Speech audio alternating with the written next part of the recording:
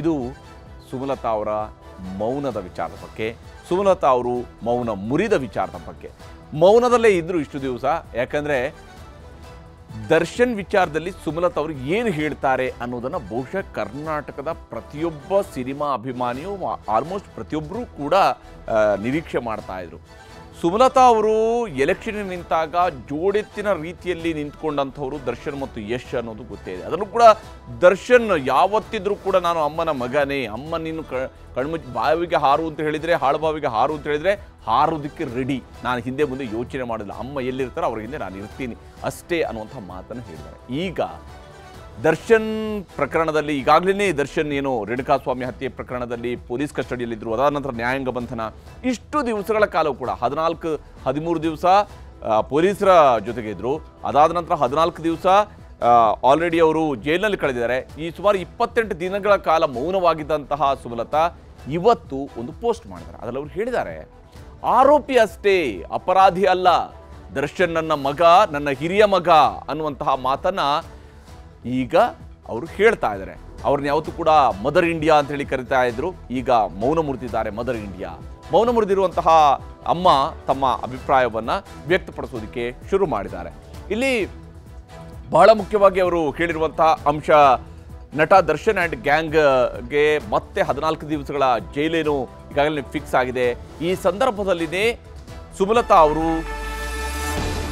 ನಟ ದರ್ಶನ್ ಆ್ಯಂಡ್ ಗ್ಯಾಂಗ್ಗೆ ಮತ್ತೆ 14 ದಿನ ಜೈಲೇ ಗತಿಯಾಗಿದೆ. ಜುಲೈ 18ರವರೆಗೆ ಡೆವಿಲ್ ಗ್ಯಾಂಗ್ಗೆ ಜೈಲೂಟ ಫಿಕ್ಸ್ ಆಗಿದೆ.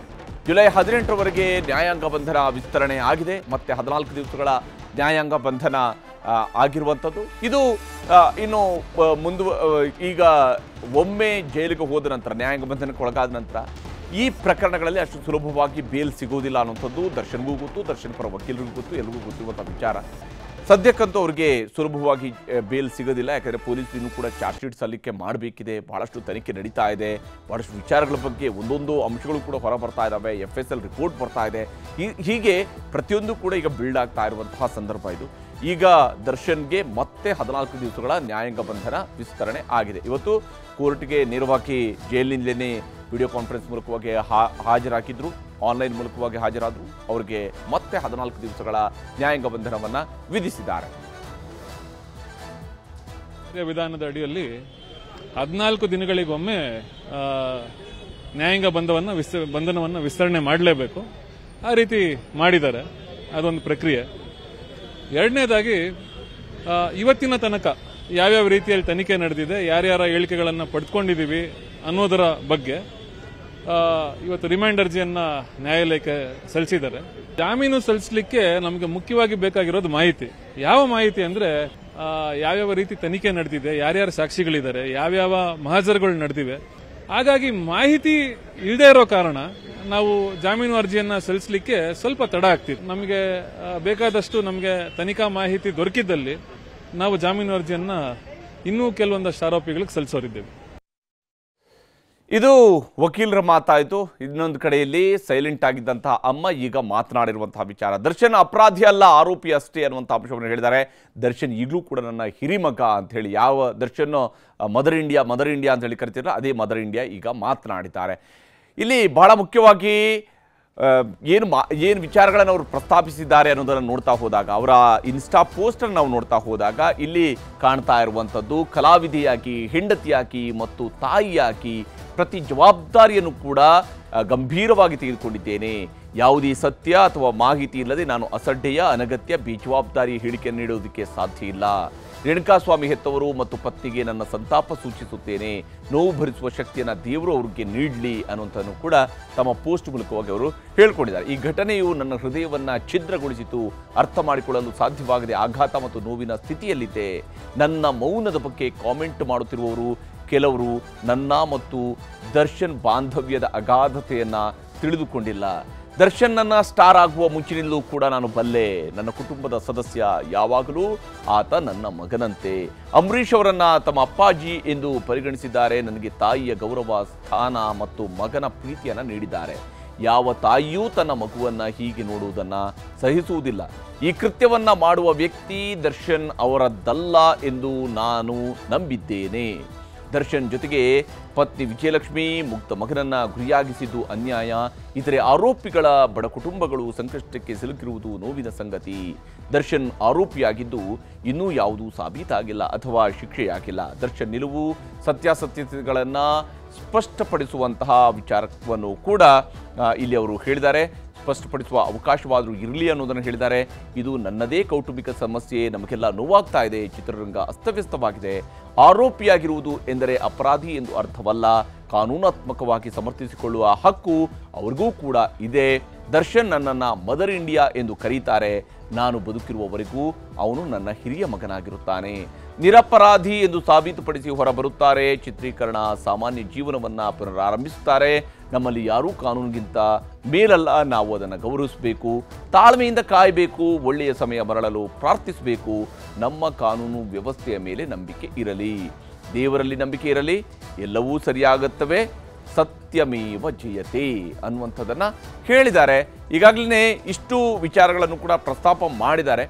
ಇದ್ರ ಬಗ್ಗೆ ಮತ್ತಷ್ಟು ಡೀಟೇಲ್ಸನ್ನು ನೀಡೋದಕ್ಕೆ ಮತ್ತು ಇಷ್ಟು ಸಮಯದ ನಂತರ ಮೌನ ಮುರಿದಿರುವಂಥದ್ದು ಮತ್ತು ಇದರಲ್ಲಿರುವಂತಹ ಅಂಶಗಳ ವಿಚಾರವನ್ನು ತಿಳ್ಕೊಳ್ಳೋಣ. ನಮ್ಮ ಜೊತೆಗೆ ಮಧು ಜಾಯ್ನ್ ಆಗಿದ್ದಾರೆ, ನಮ್ಮ ಔಟ್ಪುಟ್ ಎಡಿಟರ್. ಮಧು, ಇಲ್ಲಿ ಬಂದಿರುವಂತಹ ಅಂಶವನ್ನು ನಾವು ಗಮನಿಸಿದಾಗ, ಅವರು ಪ್ರಸ್ತಾಪಿಸಿರುವಂಥ ವಿಚಾರಗಳನ್ನು ಗಮನಿಸಿದಾಗ, ಹೌದು ಅವ್ರಿಗೆ ಆಘಾತ ಆಗಿರುತ್ತೆ, ನೋವಾಗಿರುತ್ತೆ. ತಾಯಿಯ ಸ್ಥಾನದಲ್ಲಿ ತನ್ನನ್ನು ತಾನು ಗುರುತಿಸ್ಕೊಂಡಿದೆ ಮತ್ತು ಆ ಪ್ರೀತಿಯನ್ನು ದರ್ಶನ್ಗೂ ಕೂಡ ಅವರು ಹಂಚಿದ್ದಾರೆ. ಅದರಲ್ಲಿ ಯಾವುದೇ ಅನುಮಾನಗಳಿಲ್ಲ. ಆದರೆ ಇಷ್ಟು ದಿವಸಗಳ ನಂತರ ಅವರು ಮಾತನಾಡಿರುವಂಥದ್ದನ್ನು ಅಥವಾ ಅವರು ಒಂದು ಪೋಸ್ಟ್ ಮಾಡಿರೋದನ್ನು ಗಮನಿಸಿದಾಗ ಯಾಕೆ ಇಷ್ಟು ಡಿಲೇ ಮಾಡಿದ್ರು ಅನ್ನುವಂಥ ಸಹಜವಾದಂಥ ಪ್ರಶ್ನೆ ಎಲ್ಲರಿಗೂ ಕೂಡ ಬರುವಂಥದ್ದೇ. ಯಾವ ಸ್ವರೂಪದಲ್ಲಿ ಈಗ ಅವರು ತಮ್ಮನ್ನು ತಾವು ಒಂದು ಕಡೆಯಲ್ಲಿ ಡಿಫೆಂಡ್ ಮಾಡಿಕೊಂಡ ರೀತಿಯಲ್ಲೇ ಈ ಮೆಸೇಜ್ ಇದೆ ಅಂತ ಹೇಳಿ? ಹರಿಪ್ರಸಾದ್, ಮಾತು ಮತ್ತು ಮೌನ ಎರಡಕ್ಕೂ ಕೂಡ ಅದರದ್ದೇ ಆದಂಥ ತೂಕ ಇರುವಂಥದ್ದನ್ನು ನಾವು ರಾಜಕಾರಣದಲ್ಲಿ ಸುದೀರ್ಘವಾಗಿ ನಿಮ್ಮಂಥ ಅನುಭವಿ ಈ ಒಂದು ರಾಜಕಾರಣವನ್ನು ಗಮನಿಸ್ಕೊಂಡು ಬಂದಂಥ ಸಂದರ್ಭದಲ್ಲಿ ನೋಡಿರ್ತೀರ. ಆ ರಾಜಕಾರಣಿಗಳು, ಆ ಸೀಸನ್ಡ್ ಪಾಲಿಟಿಷಿಯನ್ ಇರುವಂಥವರು ಅವರವರ ಸಂದರ್ಭಕ್ಕೆ ತಕ್ಕಂತೆ ಹೇಗೆ ತಮ್ಮ ಸಮರ್ಥನೆ ಮತ್ತು ವಿಡಂಬನೆಗಳನ್ನು ಮಾಡ್ಕೊಳ್ತಾರೆ ಅಂತ. ಇಲ್ಲಿ ಸುಮಲತಾ ಅವರನ್ನ ಒಬ್ಬ ಸೀಸನ್ಡ್ ಪಾಲಿಟಿಷಿಯನ್ ಅಂತ ನೋಡೋದಾದ್ರೆ ಈ ಒಂದು ಸಮಯವನ್ನು ತೆಗೆದುಕೊಂಡಂಥ ರೀತಿ ಇದೆಯಲ್ಲ, ಅದನ್ನ ಒಂದು ತೂಕ. ಇನ್ನು ಇಷ್ಟು ದಿನದಲ್ಲಿ ಈಗ ನೋಡಿ, ಹಿಂದಿನ ಕೆಲವು ಪ್ರಕರಣಗಳಲ್ಲಿ ಈಗ ಭ್ರಷ್ಟಾಚಾರ ಮತ್ತೊಂದು ಅಂತ ಬಂದಂಥ ಸಂದರ್ಭದಲ್ಲಿ ಯಡಿಯೂರಪ್ಪನವರು ಜೈಲಲ್ಲಿ ಇದ್ದಂಥ ಸಂದರ್ಭದಲ್ಲಿ ಸಿದ್ಧಗಂಗಾ ಶ್ರೀಗಳಲ್ಲಿ ಹೋದಂಥ ಸಂದರ್ಭದಲ್ಲಿ ಆ ಬಗ್ಗೆ ಅತಿ ದೊಡ್ಡ ಟೀಕೆ ವ್ಯಕ್ತವಾಯಿತು ಮತ್ತು ಅತಿ ದೊಡ್ಡ ಸಮರ್ಥನೆಗಳು ಕೂಡ ಬಂದವು. ಯಾಕಂದ್ರೆ ಮಠದ ಜೊತೆ ಆ ರೀತಿ ನಂಟಿತ್ತು, ಹೋದ್ರು ಮತ್ತೊಂದು ಅಂತ ಏನೇ ಇರ್ಬೋದು. ಆದರೆ ಆ ಸಂದರ್ಭದಲ್ಲಿ ಸಾಮಾಜಿಕವಾಗಿ ಮತ್ತು ರಾಜಕೀಯವಾಗಿ ಮತ್ತು ಸಾರ್ವಜನಿಕವಾಗಿ ಅತ್ಯಂತ ದೊಡ್ಡ ಮಟ್ಟದ ಒಂದು ಗಮನವನ್ನು ಸೆಳೆದಿದ್ದು. ಸೊ ಇವತ್ತು ಕೂಡ ಒಂದು ಕಾನೂನಿನ ಚೌಕಟ್ಟಿನಲ್ಲಿ ನೋಡೋದಾದ್ರೆ ಸುಮಲತಾ ಅವರು ತುಂಬಾ ಅರ್ಲಿಯಾಗಿ ಜಂಪ್ ಮಾಡಲಿಕ್ಕೆ ಯಾವುದೇ ಒಂದು ಕನ್ಕ್ಲೂಷನ್ಗೆ ಸಾಧ್ಯ ಇಲ್ಲ ಅನ್ನುವಂಥ ಒಂದು ಅತಿ ಸೂಕ್ಷ್ಮವಾದಂಥ ಪ್ರಕರಣ ಇದು. ಕ್ರೂರತೆ, ಆ ಕ್ರೌರ್ಯ ಮತ್ತು ದರ್ಶನ್ಗಿರುವಂಥ ಒಂದು ಮಾಸ್ ಅಪೀಲ್ ಮತ್ತು ಇನ್ಫ್ಲೂಯೆನ್ಷಿಯಲ್ ಕ್ಯಾರೆಕ್ಟರ್ ಏನಿದೆ ಅದನ್ನ ಒಂದು ಕಡೆ ನೋಡೋದಾದ್ರೆ, ಮತ್ತು ಅವರಂತಹ ವ್ಯಕ್ತಿ ಇಂಥದ್ದೊಂದು ಕ್ರೌರ್ಯತೆಯನ್ನು ಮೆರೆದಿದ್ದಾರೆ ಅನ್ನುವಂಥ ಒಂದು ಸಂಗತಿಯೇ ತುಂಬಾ ಜನಕ್ಕೆ ಆಘಾತಕಾರಿ. ಈ ಹಿನ್ನೆಲೆಯಲ್ಲಿ ಸ್ವತಃ ಅವರ ಸುತ್ತಲಿರುವಂಥ ಸರ್ಕಲ್ನಲ್ಲೇ ಎಷ್ಟೋ ದೊಡ್ಡ ಪ್ರಮಾಣದಲ್ಲಿ, ಅಲ್ಪ ಸ್ವಲ್ಪ ಅನ್ನಲಿಕ್ಕಿಂತ ಕೂಡ ದೊಡ್ಡ ಪ್ರಮಾಣದಲ್ಲಿ ಚೌಕಾಸಿ ನಡೆದಿತ್ತು. ಈ ವಿಚಾರವಾಗಿ ಅವರವರದ್ದೇ ಆದಂತಹ ನಿಷ್ಕರ್ಷಗಳು ನಡೆದಿತ್ತು. ಮಾತನಾಡಬೇಕಾ ಮಾತನಾಡಬಾರ್ದಾ, ಮೀಡಿಯಾದಲ್ಲಿ ಆಗ್ತಾ ಇರುವಂಥ ಕವರೇಜು, ಸಾಮಾಜಿಕ ಜಾಲತಾಣಗಳಲ್ಲಿ ಬರ್ತಾ ಇರುವಂಥ ವಿಚಾರ ವಿಮರ್ಶೆಗಳು, ಇದೆಲ್ಲವನ್ನು ನೋಡಿದಂಥ ಸಂದರ್ಭದಲ್ಲಿ ಅಂಥದ್ದೊಂದು ಮೌನಕ್ಕೆ ಜಾರುವಂತಹ ಅನಿವಾರ್ಯತೆ, ಒತ್ತಡ ಸುಮಲತಾ ಅವರಿಗೂ ಕೂಡ ಬಂದಿತ್ತು. ಅದನ್ನೇ ಅವರು ತುಂಬಾ ಸೂಕ್ಷ್ಮವಾಗಿ ತಮ್ಮ ಮಾತಿನುದ್ದಕ್ಕೂ ಕೂಡ ಬರ್ಕೊಂಡಿರುವಂಥದ್ದು ತಮ್ಮ ಪೋಸ್ಟಲ್ಲಿ, ಇನ್ಸ್ಟಾಗ್ರಾಮ್ ಪೋಸ್ಟಲ್ಲಿ. ಆದರೆ ಅಟ್ ದ ಸೇಮ್ ಟೈಮ್ ಅವರು ಮಾತನಾಡ್ತಾ ತಮ್ಮ ಮದರ್ ಇಂಡಿಯಾ ಅಂತ ಅವ್ರನ್ನ ದರ್ಶನ್ ಅವರಿಗೆ ಕೊಟ್ಟಿದ್ದಂಥ ಒಂದು ಪಟ್ಟ ಏನಿತ್ತು ಅದಕ್ಕೆ ಜಸ್ಟಿಫೈ ಮಾಡೋ ರೀತಿ ಒಂದು ಕಡೆ ಕಾನೂನು ಕಟ್ಟಳೆ ಮತ್ತು ಅದಕ್ಕಿರುವಂಥ ಫ್ರೇಮ್ ವರ್ಕ್, ಮತ್ತೊಂದು ಕಡೆ ಅವರ ಅಭಿಮಾನಿ ವರ್ಗಕ್ಕೆ ಕೊಡಬೇಕಾಗಿರುವಂಥ ಸಂದೇಶ ಮತ್ತು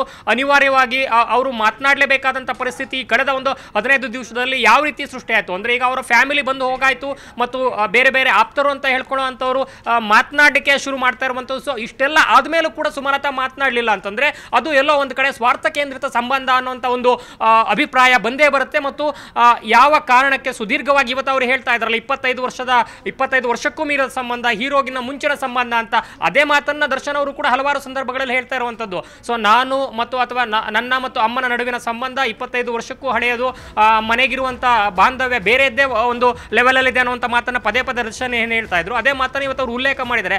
ಆ ಮೂಲಕ ಆ ಒಂದು 25 ವರ್ಷದ ಸಂಬಂಧಕ್ಕೆ ಅದರದ್ದೇ ಆದಂಥ ಮಹತ್ವ ಇದೆ ಅನ್ನುವಂಥ ಒಂದು ಸಂದೇಶವನ್ನು ಅಥವಾ ಒಂದು ಅಭಿಪ್ರಾಯವನ್ನು ಅವರ ಅಭಿಮಾನಿಗಳಲ್ಲೂ ಕೂಡ ಕನ್ವೆ ಮಾಡಲಿಕ್ಕೆ ಪ್ರಯತ್ನವನ್ನು ಮಾಡಿದ್ದಾರೆ.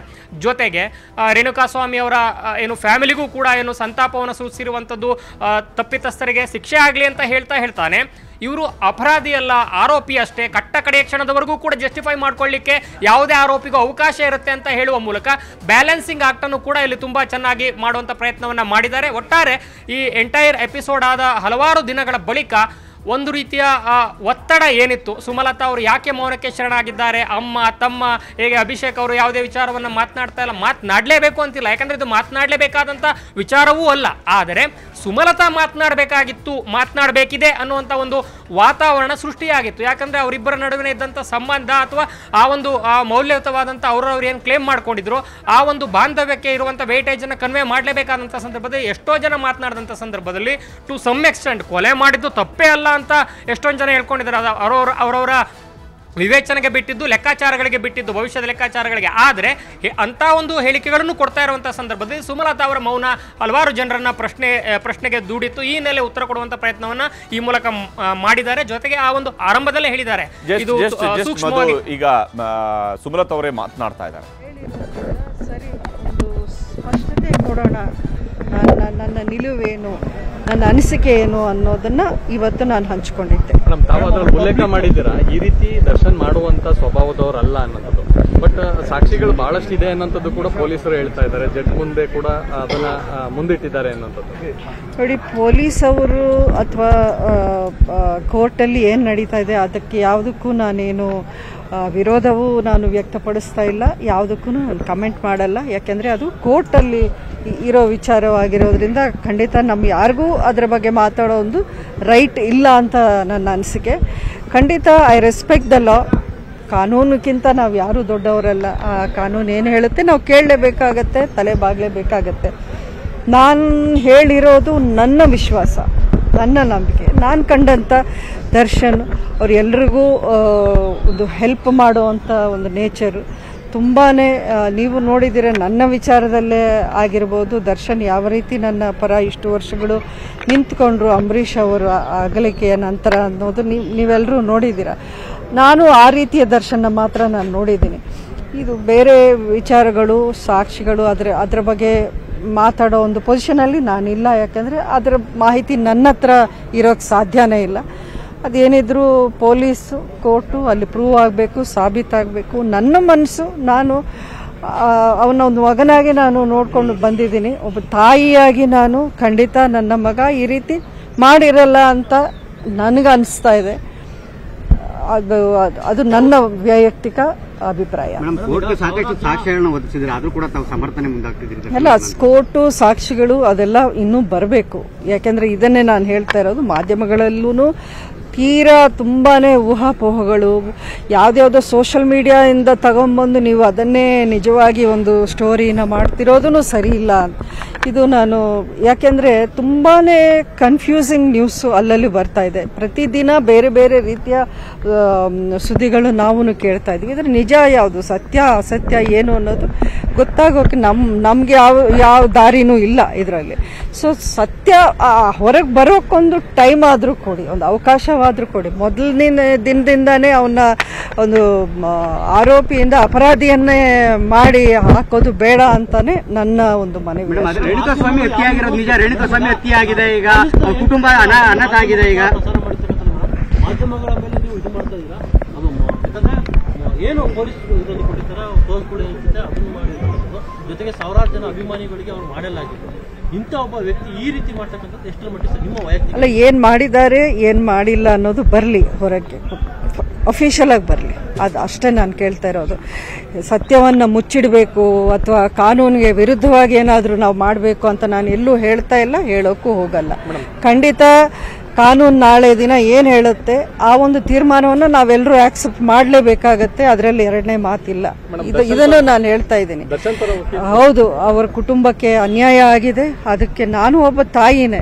ಅಂಥ ಅನ್ಯಾಯವನ್ನು ನೋಡಿ ಯಾರೂ ಅದನ್ನು ಒಂದು ಆಕ್ಸೆಪ್ಟ್ ಮಾಡೋ ವಿಷಯ ಅಂತೂ ಅಲ್ಲ. ನನಗೂ ನೋವಾಗಿದೆ ಅದನ್ನು ನೋಡಿ. ಆ ತಾಯಿ ಅಳೋದು, ಆ ಪತ್ನಿಯ ಒಂದು ಪರಿಸ್ಥಿತಿ ನೋಡಿ ಎಲ್ರಿಗೂ ಹೃದಯ ಒಂಥರ ಎದೆ ಒಡೆದೋಗಿರೋವಂಥ ವಿಚಾರವೇ. ಆದರೆ ಇದನ್ನು ಯಾರು ಮಾಡಿದ್ದಾರೆ, ಏನಕ್ಕೆ ಮಾಡಿದ್ದಾರೆ, ಯಾರೆಲ್ಲ ಸೇರಿ ಮಾಡಿದ್ದಾರೆ, ಇದರಲ್ಲಿ ಹಲವಾರು ವಿಚಾರಗಳು ಇನ್ನೂ ನಮ್ಮ ಮುಂದೆ ಬರಬೇಕಾಗಿದೆ. ನನ್ನ ವಿಶ್ವಾಸ ಏನು ಅಂತ ನಾನು ಹೇಳಿದ್ದೀನಿ. ಅದನ್ನೇ ಎಲ್ಲರೂ ಒಪ್ಪಬೇಕು ಅಂತ ನಾನೇನು ಹೇಳ್ತಾ ಇಲ್ಲ. ಖಂಡಿತ ನಾಳೆ ದಿನ ಸತ್ಯ ಬರುತ್ತೆ, ಅಲ್ಲಿವರೆಗೂ ತಾಳ್ಮೆಯಿಂದ ಕಾಯಬೇಕು ಅನ್ನೋದು ನಾನು ಅದು ದರ್ಶನ್ ಪರ ವಕೀಲರು ಬೇಲ್ಗೆ ಅಪ್ಲಿಕೇಶನ್ ಹಾಕಿಲ್ಲ. ಸೊ ಎಲ್ಲೊಂದ್ ಕಡೆ ಇದು ಮತ್ತೆ ಒಂದಷ್ಟು ಇದು ಕಾನೂನು ವ್ಯವಸ್ಥೆಯಲ್ಲಿ ಒಂದು ಪ್ರೊಸೀಜರ್ ಅಂತ ಇರುತ್ತೆ. ಅದರ ಎಕ್ಸಾಕ್ಟ್ ಪ್ರೊಸೀಜರ್ಸ್ ಏನು ಅಂತ ನನಗೂ ಗೊತ್ತಿಲ್ಲ. ಖಂಡಿತ ಚಾರ್ಜ್ ಶೀಟ್ ಆಗೋವರೆಗೂ ಬೇಲ್ ಅಪ್ಲಿಕೇಶನ್ಗೆ ಅವಕಾಶ ಇಲ್ಲ ಅನ್ನುವಂಥ ಮಾತನ್ನು ಕೇಳಿದ್ದೀನಿ. ಬಹುಶಃ ಅದೇ ಕಾರಣಕ್ಕೆ ಅವರು ಕಾಯ್ತಾ ಇದ್ದಾರೆ ಅಂತ ಅನ್ಸುತ್ತೆ. ನನಗೆ ಪೊಲೀಸ್ ಅಥವಾ ಕಾನೂನಿನ ವ್ಯವಸ್ಥೆ ಮೇಲೆ ನನಗೆ ನಂಬಿಕೆ ಇದೆ. ಅದು ಇಂಥ ಒಂದು ಹೈ ಪ್ರೊಫೈಲ್ ಕೇಸಲ್ಲಿ ಎಲ್ಲವೂ ಪರ್ಫೆಕ್ಟ್ ಆಗಿ ಅವ್ರು ಮಾಡ್ತಾರೆ ಅಂತಾನು ನಾನು ನಂಬಿದ್ದೀನಿ. ಪರ ವಿರೋಧ ಚರ್ಚೆ ನಡೀತಾ ಇದೆ ಮೇಡಮ್. ದರ್ಶನ್ ಅವರು ಮಾಡಿದ್ರು ಸೆಕೆಂಡ್ರಿ ಪರ ವಿರೋಧ ಚರ್ಚೆ ನಡೀತಾ ಇದೆ. ಅಭಿಮಾನಿಗಳ ವರ್ತನೆ ಹೇಗಿದೆ ಅಂದ್ರೆ ದರ್ಶನ್ ಏನು ಮಾಡೇ ಇಲ್ಲ ಅಥವಾ ಆತರ ಮಾಡಿದ್ದೇ ಸರಿ, ಆ ತರದ ಮನಸ್ಥಿತಿಯ ಅಭಿಮಾನಿಗಳಿಗೆ ಏನ್ ಹೇಳಲಿಕ್ಕೆ ಬಯಸ್ತೀರಾ? ಮಾಡಿದ್ರು ಸುಮ್ಮನೆ ಮಾಡಿರೋದಿಲ್ಲ, ಅವ್ರೇನೋ ಕಾರಣ ಇರುತ್ತೆ ಈ ತರದ್ದು, ಅಂದ್ರೆ ಮಾಡಿದ್ದು ಸಮರ್ಥನೆ ಮಾಡ್ಕೊಳ್ಳುವಂತ ಕೆಲಸ ಮಾಡ್ಕೊಳ್ಳುವಂತ ಪ್ರಯತ್ನ ಮಾಡ್ತಾ ಇದ್ದಾರೆ.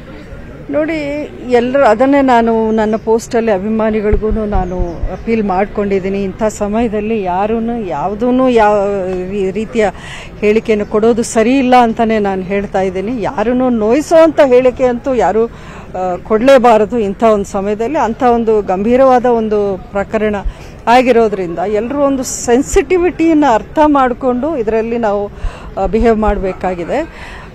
ಖಂಡಿತ ಮುಂದಿನ ದಿನಗಳಲ್ಲಿ ಏನೆಲ್ಲ ಆಗಬೇಕು ಅಂತ ನಾವೆಲ್ಲರೂ ಕಾಯ್ತಾ ಇದ್ದೀವಿ. ನಾವು ಒಂದು ನಮ್ಮಲ್ಲಿ ನಾವೇ ಒಂದು ಧೈರ್ಯವನ್ನು ತುಂಬಿಕೊಂಡು ಇಷ್ಟಾದರೂ ಮಾತಾಡೋಕ್ಕೆ ಒಂದು ಧೈರ್ಯವನ್ನು ತುಂಬಿಕೊಂಡು ನಾನು ಬರಬೇಕಾಗಿತ್ತು. ಯಾಕಂದರೆ ಇದು ನನಗೆ ತೀರಾ ಪರ್ಸ್ನಲ್ ವಿಷಯ, ತುಂಬ ಹತ್ತಿರವಾದ ಒಬ್ಬರ ವಿಚಾರ ಆಗಿರೋದ್ರಿಂದ ನಾನು ಎಲ್ಲವೂ ಒಂದೇ ದಿನ ಬಂದು ಹೊರಗೆ ಬಂದು ಮಾತಾಡುವಂಥ ಒಂದು ಪರಿಸ್ಥಿತಿ ನಾನು ಇರಲಿಲ್ಲ. ನನಗೆ ಇವತ್ತೂ ಇದರ ಬಗ್ಗೆ ತುಂಬಾ ನೋವಿದೆ.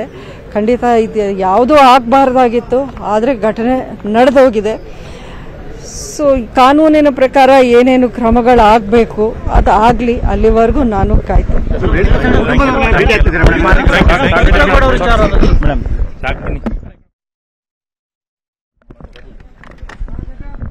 ವಿಚಾರಗಳನ್ನ ಮಾತನಾಡಿದ್ದಾರೆ. ಆದರೆ ಒಂದು ಮಾತನ್ನು ಅವ್ರಿಗೆ ಹೇಳಿದ್ರು, ಮಾಧ್ಯಮದವರು ಕೂಡ ನೀವೆಲ್ಲೋ ಸೋಷಿಯಲ್ ಮೀಡಿಯಾದಲ್ಲಿ ಬಂದಿರೋದನ್ನ ನೋಡ್ಕೊಂಡು ಮಾಡ್ತೀರಿ ಅಂದ್ಕೊಂಡು ಸುದ್ದಿ ಮಾಡ್ತಿರ್ಕೊಂಡು, ಆದರೆ ಇಲ್ಲಿ ಸುಮಲತಾ ಅವರು ಕೂಡ ನೇರವಾಗಿ ಸೋಷಿಯಲ್ ಮೀಡಿಯಾದಲ್ಲೇ ತಮ್ಮ ಅಭಿಪ್ರಾಯವನ್ನು ಹಂಚಿಕೊಂಡಿರುವಂಥ ಅನ್ನೋದನ್ನು ಕೂಡ ನಾವು ಮರಿಬಾರ್ದು. ಯಾಕಂದರೆ ವಿಜಯಲಕ್ಷ್ಮಿ ಅವ್ರಿಗೂ ಕೂಡ ಆಘಾತ ಆಗಿರುತ್ತೆ.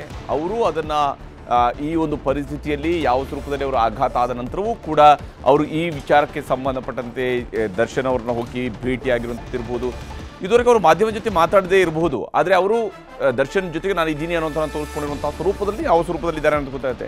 ಸುಮಲತಾ ಅವರು ಕೂಡ ಈ ವಿಚಾರದಲ್ಲಿ ಮಾತನಾಡಬೇಕು. ಯಾಕಂದರೆ ಅವರು ಮಾಜಿ ಸಂಸದೆಯೂ ಕೂಡ ಆಗಿರೋದ್ರಿಂದಾಗಿ ಸಹಜವಾಗಿಯೇ ಅವರು ಸಾರ್ವಜನಿಕ ಜೀವನದಲ್ಲಿ ಅವರನ್ನು ಮಾತನಾಡಿಸುವ ಪ್ರಯತ್ನ ಎಲ್ಲ ಹಂತಗಳಲ್ಲಿ ನಡೆಯುತ್ತೆ. ಆದರೆ ಅಂತಿಮವಾಗಿ ಅವ್ರು ಮಾತಾಡೋದು ಬಿಡುವಂಥ ಎಲ್ಲವೂ ಕೂಡ ಅವರ ಆಯ್ಕೆ ಇರುತ್ತೆ. ಹಾಗೆಯೇ ದರ್ಶನ್ ಪರವಾಗಿ ನಿಲ್ಲುವಂಥದ್ದು ನಿಲ್ಲದೇ ಇರುವಂಥದ್ದು ಕಾನೂನಿನ ಪ್ರಕಾರವಾಗಿ ಇವೆಲ್ಲವೂ ಕೂಡ ಎದುರಿಸಲೇಬೇಕಾಗುತ್ತೆ, ಅನಿವಾರ್ಯ. ಯಾಕಂದರೆ ಕಾನೂನಿಗಿಂತ ಯಾರೂ ಕೂಡ ಮೇಲಿರೋದಿಲ್ಲ ಅನ್ನೋದನ್ನು ಸುಮಲತಾ ಅವರು ಕೂಡ ಬರೆದಿದ್ದಾರೆ, ಅದು ವಾಸ್ತವವೂ ಕೂಡ. ಆದರೆ ಇಂಥ ವಿಚಾರದಲ್ಲಿ ಅವರು ಮೌನ ಇದ್ದಾಗ ಒಂದಿಷ್ಟು ಪ್ರಶ್ನೆಗಳು, ಒಂದಿಷ್ಟು ಅನುಮಾನಗಳು ಸಹಜವಾಗಿಯೇ ಮೂಡುತ್ತವೆ. ಹಾಗೆಯೇ ಅವರು ಇಂಥ ವಿಚಾರಗಳಿಗೆ ಮಾತನಾಡಿದಾಗ ಅದು ಅವರ ನಿಲುವು ಯಾವ ಸ್ವರೂಪದಲ್ಲಿ ಇದೆ ಅನ್ನೋಂಥದ್ದು ಸಾಮಾನ್ಯ ಜನರಿಗೂ, ವಿಶೇಷವಾಗಿ ದರ್ಶನ್ ಅಭಿಮಾನಿಗಳಿಗೂ ಕೂಡ ಅರ್ಥ ಆಗ್ತಾ ಹೋಗುವಂಥದ್ದು. ಇದು ಇವತ್ತಿನ ಚದುರಂಗ. ನಮಸ್ಕಾರ.